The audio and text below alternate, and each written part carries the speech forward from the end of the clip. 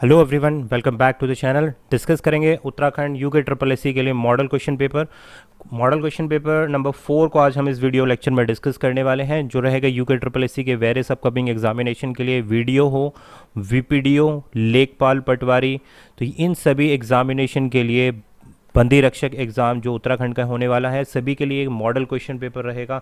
बहुत ही important question discuss करेंगे। Telegram पर अगर आपने ज्वाइन नहीं किया तो टेलीग्राम पर फटाफट से ज्वाइन हो जाओ, क्योंकि इस वीडियो का पीडीएफ आपको टेलीग्राम पर देखने के लिए मिलेगा। चैनल पर नए हो तो सब्सक्राइब कर लेना और वीडियो को लास्ट तक देखना, क्योंकि ये क्वेश्चन बहुत सेलेक्टेड है। मॉडल क्वेश्चन पेपर की तरह आपके कार्य करेंगे, प्रैक्टिस पेपर की तरह कार्य करेंगे। प्रीवियस जितने भी सेट हमने डिस्कस किए हैं, लिंक आपको ऊपर आई सेक्शन में मिल जाएगा, ज़रूर चेक करें। स्टार्ट करते हैं अपने आज के क्वेश्चन पेपर के साथ में। और जो हिंदी के क्वेश्चंस आएंगे पहले स्टार्टिंग में, भाई जैसे पेपर का पूरा पैटर्न होता है उसी पैटर्न पर बेस्ड हमने इस क्वेश्चन को सेलेक्ट किया है। तो क्वेश्चन नंबर 1 आप लोगों के सामने ये है, निम्न में से अशुद्ध शब्द को चुनिए। आशीर्वाद, अनुग्रहित, अलौकिक या ये सभी। आपको अशुद्ध शब्द को चुनना है इसमें से। तो जो अशुद्ध शब्द है वो है ऑप्शन नंबर बी, अनुग्रहित जो है यहाँ पर अशुद्ध शब्द है। बाकी आशीर्वाद और अलौकिक दोनों ही शब्द कैसे हैं, शुद्ध हैं। क्वेश्चन नंबर 2, रजनीश का संधि विच्छेद क्या होगा, ये आपको बताना है। रजनी जमा ईश, रजा जमा ईश, रजन जमा ईश या इनमें से कोई नहीं। तो रजनीश शब्द का संधि विच्छेद होगा ऑप्शन नंबर ए। यहाँ पर दीर्घ संधि का इस्तेमाल किया गया है या दीर्घ संधि है यहाँ पर।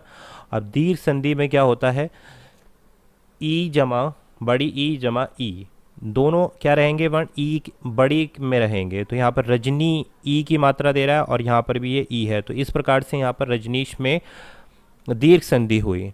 बी आप देख सकते हैं यहाँ पर विसर्ग का प्रयोग हुआ है, तो विसर्ग संधि का इस्तेमाल यहाँ पर नहीं होगा। आगे बढ़ेंगे, क्वेश्चन नंबर 3 देखते हैं। विसर्ग संधि का उदाहरण क्या होगा। विसर्ग संधि का उदाहरण एक, मनोयोग, प्रत्येक या फिर रमेश। तो राइट आंसर है यहाँ पर विसर्ग संधि का जो सही उदाहरण है वो है मनोयोग। मनोयोग को हम किस तरीके से विभाजित करेंगे, मनः जमा योग, तो ये क्या बन जाएगा आपका, ये बन जाएगा विसर्ग संधि का उदाहरण। अगर मैं बात करूँ यहाँ पर एक, प्रत्येक और रमेश, तो ये सारी की सारी जो संधि है ये अलग अलग संधि हैं। गुण संधि, वृद्धि संधि के उदाहरण यहाँ पर दे रखे हैं इन्होंने। नेक्स्ट बढ़ेंगे आपके पास और क्वेश्चन नंबर 4 के साथ। प्रा उपसर्ग से बने शब्द, कौन सा शब्द बनेगा प्रास उपसर्ग से। तो उपसर्ग के बारे में जान लेते हैं कि उपसर्ग क्या होता है। तो ये वो अविकारी शब्द होते हैं जो किसी शब्द के पूर्व में लगकर उसका शब्द का अर्थ बदल देते हैं। कैसे शब्द हैं ये, अविकारी शब्द हैं और शब्द के कहाँ लगेंगे, पूर्व में लगकर शब्द का अर्थ भिन्न कर देते हैं, तो उनको क्या बोलते हैं भाई, उपसर्ग बोलेंगे। और अगर प्रत्यय की बात आती है तो वो ऐसे विकारी शब्द होते हैं जो शब्द के बाद में लगकर उन शब्दों का मीनिंग या अर्थ को परिवर्तित कर देते हैं, तो वो क्या लाएंगे, आपके प्रत्यय कहलाएंगे। तो यहाँ उपसर्ग की बात हो रही है, तो इनमें से कौन सा शब्द से उपसर्ग प्रख्यात होगा, प्रस्थान होगा, ए और बी दोनों होगा या इनमें से कोई नहीं। तो देखिए प्रख्यात में भी प्रा लगा है, प्रस्थान में भी प्रा लगा है, तो ये क्या है, स्थान से आगे, स्थान यहाँ पर कैसा शब्द है, मूल शब्द है, ठीक है। इस मूल शब्द के आगे क्या लग गया, प्रा लग गया है, तो प्रा क्या हो गया, उपसर्ग हो गया। अब इस उपसर्ग के लगने से इस मूल शब्द के अर्थ में भिन्नता आ गई है, तो इसलिए option number C is the right answer. A और बी दोनों ही कैसे शब्द हैं, उपसर्ग के से बने शब्द हैं। क्वेश्चन नंबर 5, चंद्रधर शर्मा गुलेरी ने किसको पुरानी हिंदी का प्रथम कवि माना है। ऑप्शंस आर सरहपा को, स्वयंभू को, राजामुंज को या पुष्पदंत को। तो गुलेरी, चंद्रधर शर्मा गुलेरी ने किसको अपनी पुरानी हिंदी का कवि माना है। Right answer option number C, राजामुंज को इन्होंने प्रथम कवि माना है। नेक्स्ट क्वेश्चन नंबर 6, अपभ्रंश को प्राकृताभास हिंदी किसने कहा है। अपभ्रंश को प्राकृताभास हिंदी किसने कहा है। चंद्रधर शर्मा गुलेरी ने बोला है, राहुल सांकृतायन ने, ऑप्शन सी बोलता है रामचंद्र शुक्ल और डी बोलता है हजारी प्रसाद द्विवेदी। तो राइट आंसर है यहाँ पर ऑप्शन नंबर सी, रामचंद्र शुक्ल ने अपभ्रंश को प्राकृत भास के नाम से पुकारा है। Option C is the right answer. Question 7, व्यक्ति जिसे भूमि के आंतरिक तत्वों की जानकारी हो उसके लिए एक समुचित शब्द क्या होगा? वैज्ञानिक कहेंगे ऐसे शब्द व्यक्ति को, ज्योतिषी कहेंगे, अनुसंधानदाता कहेंगे, या भूगर्भवेत्ता कहेंगे? तो राइट आंसर है ऑप्शन नंबर डी। बहुत ही इजी क्वेश्चन है। भूगर्भवेत्ता बोलेंगे। भूगर्भ का मतलब है जो पृथ्वी के यानी कि अर्थ सरफेस की अगर हम बात करें, पृथ्वी के आंतरिक परतों का जो अध्ययन करता है उसे भूगर्भवेत्ता बोलते हैं। वैज्ञानिक आपको पता है कि कौन होते हैं? साइंटिस्ट होते हैं जो किसी चीज़ की खोज करते हैं, ठीक है। ज्योतिषी क्या होते हैं भाई? जो एस्ट्रोलॉजी के बारे में आपको बताते हैं। तो option number D is the right answer for question number 7। Question 8, किए हुए उपकार का फल न मानने वाले को क्या कहते हैं? कृतज्ञ बोलते हैं, कृतघ्न बोलते हैं, दुर्जन बोलेंगे, या दुराचारी बोलेंगे? क्वेश्चन को ध्यान से पढ़ना है। किए गए उपकार का फल न मानने वाले व्यक्ति को क्या बोलेंगे? तो ऑप्शन नंबर बी, इसको हम बोलते हैं कृतघ्न। B is the right answer. Question 9, पति या पत्नी के पिता का घर क्या होता है? वेरी इजी क्वेश्चन, कोई भी इसको बता सकता है। Option number B is the right answer. जो ससुराल होती है वो पति या पत्नी के पिता का घर होता है। बात क्लियर? नेक्स्ट, जिसका अनुभव किया गया हो उसको हम क्या बोलेंगे? अनुभवी बोलेंगे, अनुभूत बोलेंगे, अनुभव योग्य बोलेंगे, या अनुभाव्य बोलेंगे? तो जिसका अनुभव किया गया हो, ध्यान देना, जिसको अनुभव हो वो क्या कहलाएगा? अनुभवी कहलाएगा। जिसका अनुभव किया गया हो अनुभूत कहलाएगा। तो B is the right answer question 10 के लिए। क्वेश्चन 11, उच्चारण की दृष्टि से संबल ध्वनि कौन सा वर्गीकरण है? ये आपको बताना है। भाई क्वेश्चन पसंद आ रहे हो तो चैनल को ज़रूर सब्सक्राइब करना और वीडियो को ज़्यादा से ज़्यादा शेयर करके सपोर्ट करना भाई। क्वेश्चन 11 देख रहे हैं हम। उच्चारण की दृष्टि से संबल ध्वनि का कौन सा वर्गीकरण है? संपृक्त ध्वनि है, यहाँ पर युग्मक ध्वनि है, संयुक्त ध्वनि है, या द्वित्वित ध्वनि है? तो भाई संबल शब्द में 2 से अधिक ध्वनि का उच्चारण हो रहा है यहाँ पर, इसलिए हमारे पास option number A right answer है। जहाँ पर संपर्क ध्वनि कहाँ होती है? जहाँ एक से ज़्यादा ध्वनि का उच्चारण होता है। नेक्स्ट बढ़ेंगे क्वेश्चन नंबर 12 के साथ। श वर्ग क्या है? केवल हिंदी शब्दों में आता है, अवधी शब्दों में आता है, संकर शब्दों में आता है, या केवल संस्कृत के शब्दों में आता है? तो देखिए शा वर्ग जो होता है वो केवल संस्कृत के शब्दों में आता है, तो इसलिए option number D is the right answer. Question number 13, ना वर्ग या ना वर्ण का उच्चारण स्थान क्या है? ये आपसे पूछा गया है कि न वर्ण जो होता है वो उसका उच्चारण स्थान क्या है? मूर्ध है, दंत है, नासिका है, दंत और नासिका है? तो राइट आंसर है ऑप्शन नंबर डी। भाई ना वर्ण को जब आप उच्चारण करेंगे तो इसका उच्चारण दांत के थ्रू भी होगा और नाक के थ्रू भी होगा, तो इसलिए दंत और नासिका दोनों ही इसके करेक्ट आंसर है, ऑप्शन नंबर डी। दूध वाला रचना की दृष्टि से क्या है? रूढ़ शब्द है, यौगिक शब्द है, योग ऋण शब्द है, या फिर संकर शब्द है? तो जो दूध वाला शब्द है वो रचना की दृष्टि से एक यौगिक शब्द है। B is the right answer. Question number 15, गर्दन उठाना किस मुहावरे का अर्थ है? पीछा छुड़वाना, नुकसान देना, प्रतिवाद करना, या बहस करना? तो गर्दन उठाने का मतलब होता है ऑप्शन नंबर सी, प्रतिवाद करना। क्वेश्चन नंबर 16, निरुपसर्ग से बना शब्द क्या है? निर्भय होगा, निष्काम होगा, निहत्या होगा, या फिर निश्चित होगा? तो ये आपको बताना है भाई निर्भय शब्द से कौन सा शब्द की उत्पत्ति होती है? तो निर शब्द से ऑप्शन नंबर ए निर्भय शब्द की उत्पत्ति होती है, क्योंकि उपसर्ग की बात की गई है। तो निर, तो ये हो गया निर, निर्जमा भय, तो ये उपसर्ग लगा है यहाँ पर, स्टार्टिंग में हमारा प्रयुक्त हुआ है।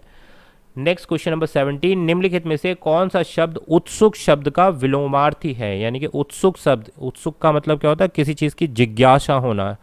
तो ए का नाम, ए ऑप्शन बोलता है पियापू, बी बोलता है अनुत्सुक, सी बोलता है जिज्ञासु, और डी बोलता है दर्शनार्थी। दर्शनार्थी का मतलब क्या होता है? दर्शन करने के लिए जो उत्सुक होता है। जिज्ञासु मतलब जिसके अंदर इच्छा होती है।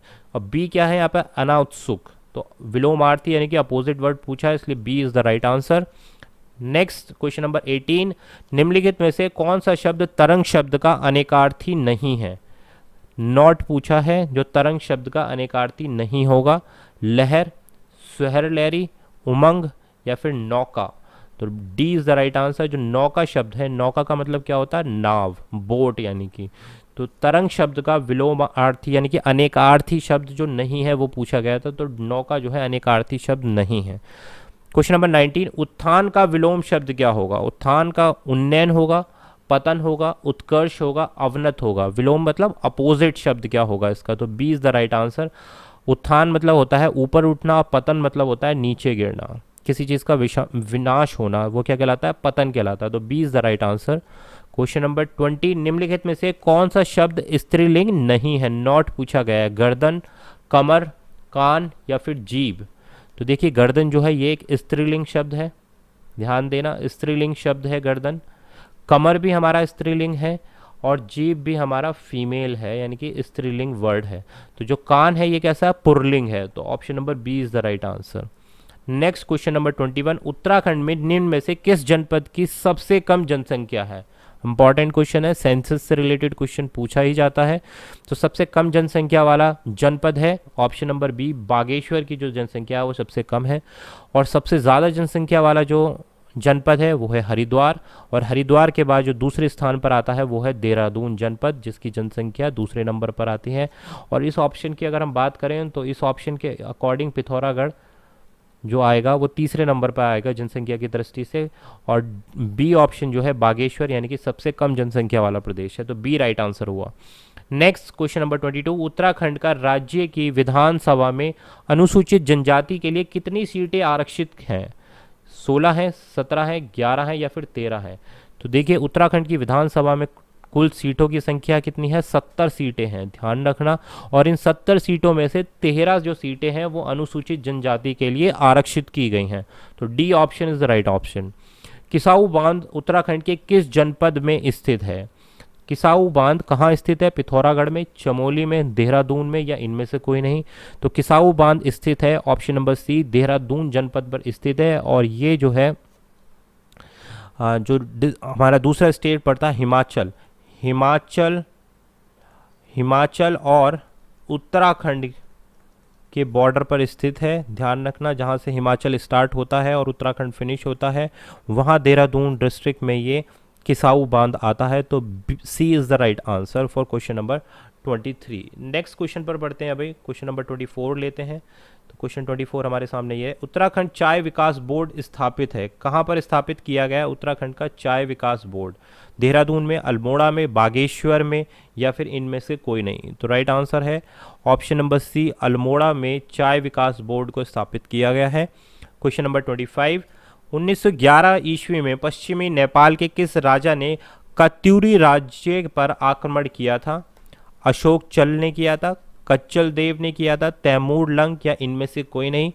तो 1911 ईस्वी में अशोक चल ने कातुरी राज्य पर आक्रमण किया था, ए ऑप्शन राइट रहेगा। क्वेश्चन 26, मूक विनिमय प्रथा किस जनजाति में प्रचलित है, खागर में, भोटिया में, नागा में या फिर राजी में। क्या क्वेश्चन है भाई, जो मूक विनिमय है वो किस चीज़ से रिलेटेड है, यानी कि ये जो प्रथा है किस जनजाति में सबसे ज़्यादा प्रचलित है, ये यहाँ पर पूछा गया है। तो ये राजी भाषा में प्रचलित भाषा है, प्रचलित प्रथा है, option number D. Next question number 27, major Somnath Sharma को परमवीर चक्र पुरस्कार किस वर्ष सम्मानित किया गया था, वर्ष 1984, 85 में, 86 में या 47 में। तो राइट आंसर है 1947 ईस्वी में मेजर सोमनाथ शर्मा को परमवीर चक्र से सम्मानित किया गया। तो डी ऑप्शन करेक्ट रहेगा, 1947। क्वेश्चन 28, उत्तराखंड में नई औद्योगिक नीति कब जारी की गई थी, 26 मार्च 2013, 19 अगस्त 2013, 1 जुलाई 2013 या 1 मार्च 2013। तो राइट आंसर है ऑप्शन नंबर ए, 26 मार्च 2013 को उत्तराखंड में नई औद्योगिक विकास नीति को लाया गया था और जारी किया गया था। क्वेश्चन नंबर 29, शीत ऋतु को उत्तराखंड की स्थानीय भाषा में क्या कहा जाता है, चौमासा, रूरी, युंद या फिर ओडाल।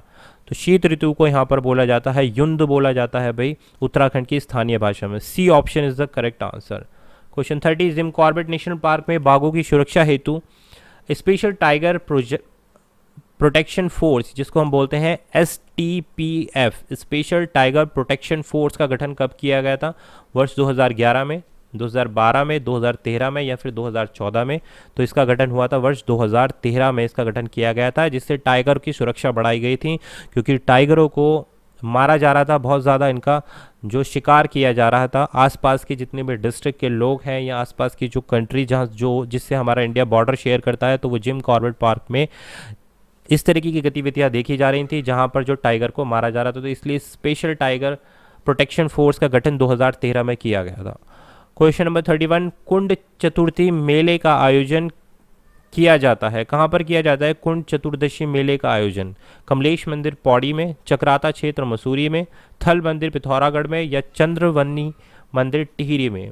तो जो कुंड चतुर्दशी मेले का आयोजन होता है, ऑप्शन नंबर ए कमलेश मंदिर, जो कि कहाँ पर स्थित है? पौड़ी पर स्थित है।